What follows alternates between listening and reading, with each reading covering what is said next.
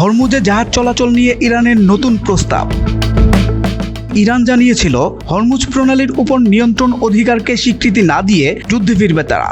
সেই আলোচনার মধ্যেই হরমুজ প্রণালীতে বাণিজ্যিক জাহাজগুলোর চলাচলের ব্যাপারে ক্ষমতাসীন ইসলামী প্রজাতন্ত্রী সরকারের একটি সূত্র জানিয়েছে, বাণিজ্যিক জাহাজগুলো যদি হরমুজ প্রণালীর ওমান অংশ দিয়ে চলাচল করে, ইরান সেক্ষেত্রে হামলা চালাবে না। তবে শর্ত হচ্ছে, প্রস্তাবটি তখনই কার্যকর কিংবা বাস্তবায়ন হবে যখন ওয়াশিংটন তেহরানের দাবিগুলো মেনে নিতে প্রস্তুত থাকবে।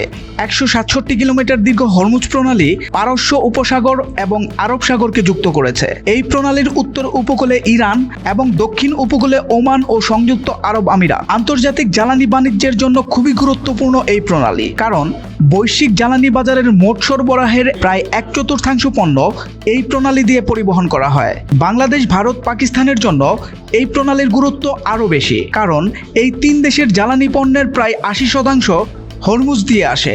সার, রাসায়নিক ও অন্যান্য পণ্যের পরিবহনের জন্যও এই প্রণালী প্রয়োজনীয়।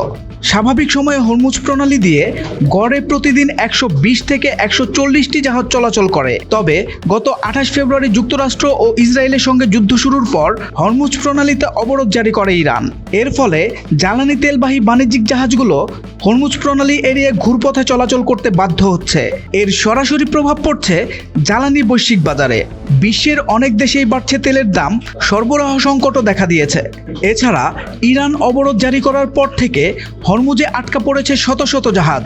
বিভিন্ন আন্তর্জাতিক বাণিজ্যিক জাহাজ চলাচল পর্যবেক্ষণ সংস্থার তথ্য অনুযায়ী বর্তমানে হরমুজে কয়েক শত জাহাজ এবং 2000-এরও বেশি ক্রু আটকা অবস্থায় আছেন।